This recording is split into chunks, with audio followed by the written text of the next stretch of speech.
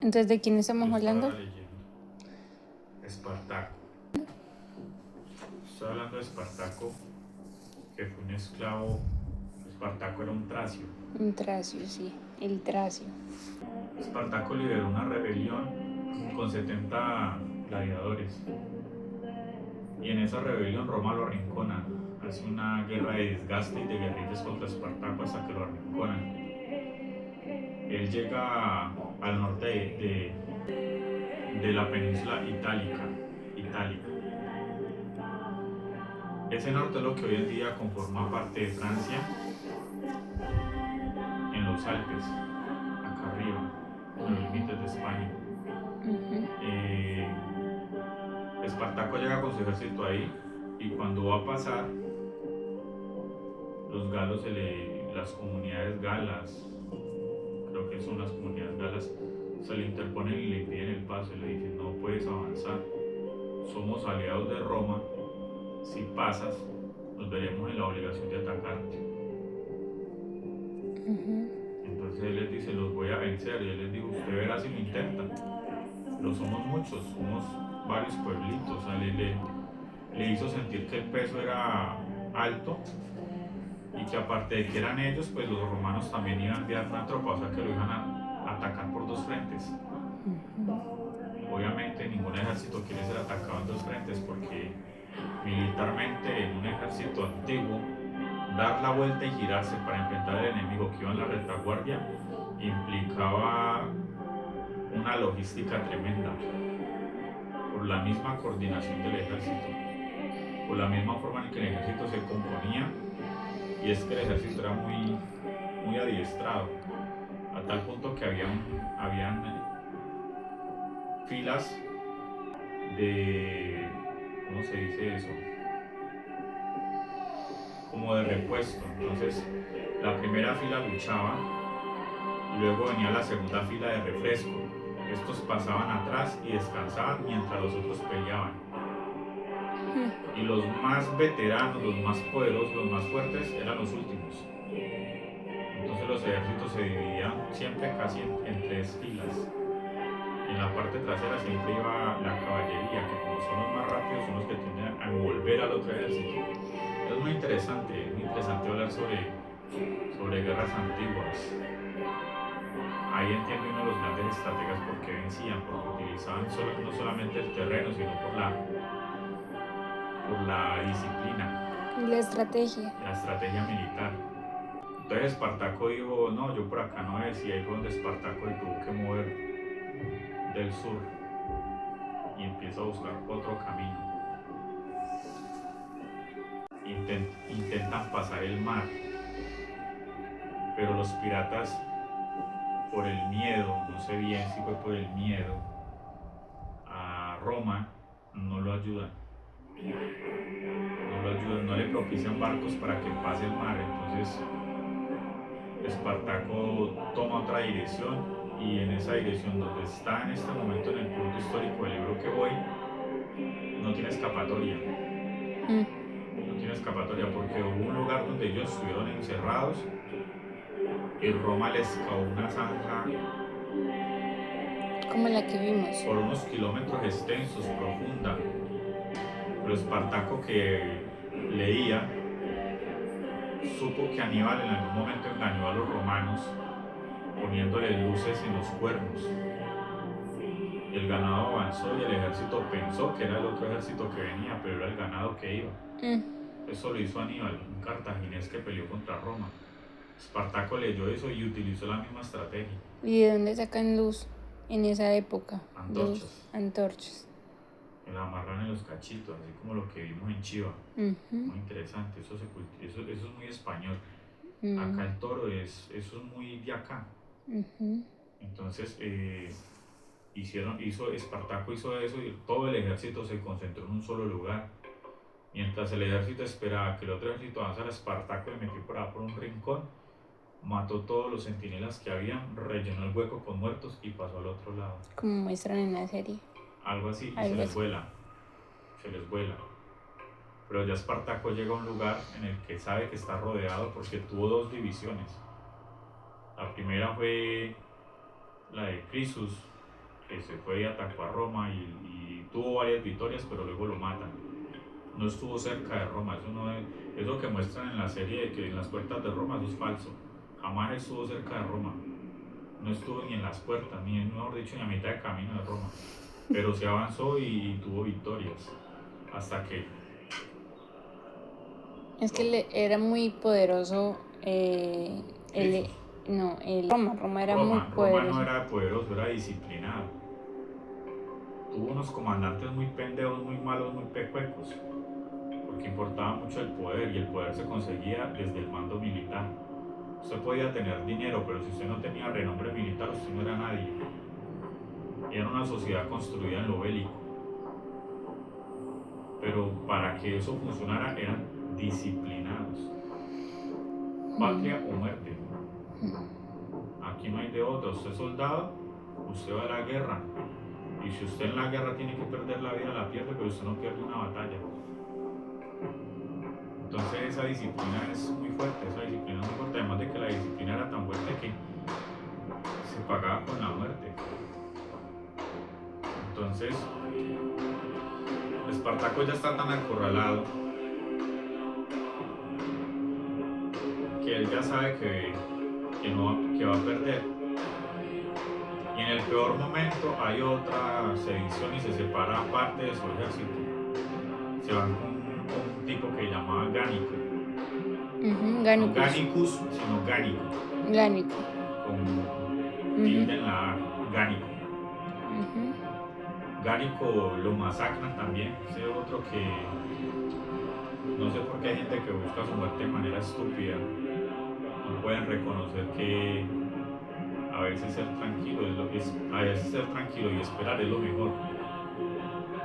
Porque era la forma en que militarmente se desgasta el enemigo. ¿Cómo desgasto yo al enemigo? Esperando. ¿Esperando qué? El momento en que el otro se desespere para atacarlo con todo.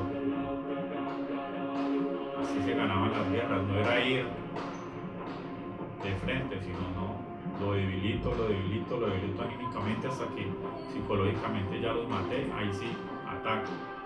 Así también funciona. Es que las guerras antiguas, qué maravilla leer sobre eso, es muy interesante. Espartaco ya sabe que Roma es un león herido, que sigue siendo un león. Y él sabe que posiblemente va a perder, sin embargo no queda otra opción, es que no le dejaron opciones, morir o ser esclavo. Y él atacó con todo y obviamente Roma lo venció. No sé cómo lo venció, pero sé que mandaron 10 legiones, eso es mucho. ¿Cuántos más o menos, cuántos soldados?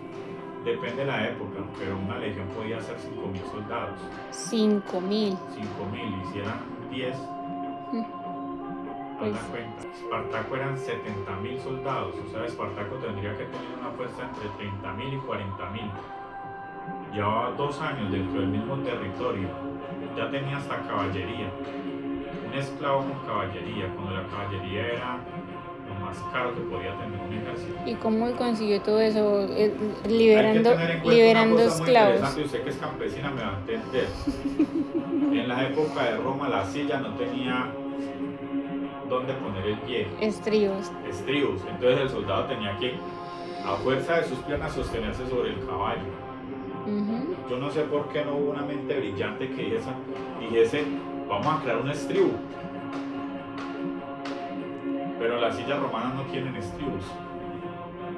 Eso hacía que la caballería fuera muy ineficiente de alguna manera. Porque en un ataque frontal y directo el jinete podía fácilmente caer de su caballo. El cuento es que Espartaco tenía hasta caballería. Pero eso lo consiguió como liberando esclavos y venciendo a los romanos. Les fue robando cada vez que vencía un ejército, le iba quitando el arma, las armas, porque las armas valían, las gladius. Esas las puedes ver acá en el museo. Una gladius porque es una espada corta. Y Espartaco armó su ejército. Mandaron a ver, 10, 20, 30, 10. 10, 20, 30, 40 y más o menos 40.000 soldados. Tenían que haber sido esas 9, fueron 10 legiones las que mataron. Pero en un intento idiota, Mumio, que era un muchacho del Senado, un muchacho que en ascenso, por así decirlo, en el poder militar. ¿Cómo se llamaba? Mumio. Qué nombre tan raro. Él en algún momento la orden era esperar, pero él vio a Espartaco y él dijo, no, yo lo puedo derrotar. Y usted se imagina donde yo en este momento derrote a Espartaco, todo el honor que me puede llegar. No, yo me voy a lanzar. Y se lanzó y resulta que perdió. Pues lo cogió Espartaco y los aniquiló, los barrió. Y llegó un momento en que se sintieron tan derrotados que salieron a correr. Hubo un militar romano corriendo de un esclavo. ¡Ah! Llegó Craso y dijo, no, estos muchos maricas, o sea, este mancito Mumio, no, parce, usted qué, o sea, ¿qué pasó acá ya? O sea, usted tenía que cumplir. ¿Por qué no cumplió la orden, mi viejo? O sea, es que era sencilla, espere. ¿Sabe que mi papá venga para acá? ¿Qué vamos a hacer? ¿Cómo vamos a arreglar? Sencillo, vamos a aplicar el diezmo. ¿Qué es el diezmo? Cuento el primer soldado y el 10º soldado, y aquí para atrás de cada hilera se muere. Ah, esa fue la diezma. La diezma. 9 soldados tenían que matar el 10º. Y el primero que mató fue a Mumios. Ahí quedó la historia de Mumios. Nunca más volvimos a saber de Mumios. Entonces Craso estamos hablando de que Craso era el más rico de Roma, o sea, tenía plata toda la que quiera. Llegó al poder y al Senado porque tenía plata, pero no renombre ni abolengo. Su riqueza era dudosa, porque la generó en el tiempo en que Sila, un dictador, se hizo con el mando a punta de muerte. Muy horrible, fue muy horrible la vida cuando Sila estaba vivo en Roma, en la aristocracia romana, en las decisiones que tomó, donde de alguna manera utilizó el poder y se enriqueció, y en ese enriquecimiento Craso creció. Craso tuvo mucho dinero. Craso llegó un día al Senado herido, ¿cómo es que me van a... ¿cómo es que me van a... Este huevetas va y arranca con el ejército allá, pues, creyendo en el superhombre, y Espartaco lo coitín. Los mató a todos. Los mató, no, perdieron. Me tocó diezmarlos. ¿Qué más hago yo? Un ejército indisciplinado que ustedes me entregaron. Un poco de gente inútil ahí. Yo necesito un ejército disciplinado. Me tocó recurrir a la diezma. Pero es que es injustificable que un soldado se haga llamar romano y corra en la batalla. ¿Y habían otras maneras de castigar o de adiestrar a los soldados? Pues en una época actual, claro, porque nos movemos bajo el derecho internacional humanitario, pero en una época en donde no había nada de eso, se paga con la vida. Ser militar es el mayor honor, pero también ser militar es ser militar. Y hay reglas, y esa regla es, si usted corre en batalla, usted es un cobarde, no merece ser soldado romano. No merece vivir. Y entonces sacó su listado y dijo, necesito estos personajes. Y ahí voy. Ok. Ahí voy. ¿Y ese es el segundo tomo de cuántos? Ese es el segundo tomo. ¿Y cómo se llama ese que estás leyendo? Este libro se llama, el libro mezcla realidad con ficciones, novela histórica. Este se llama Maldita Roma. ¿Y el anterior? De Santiago Posteguillo.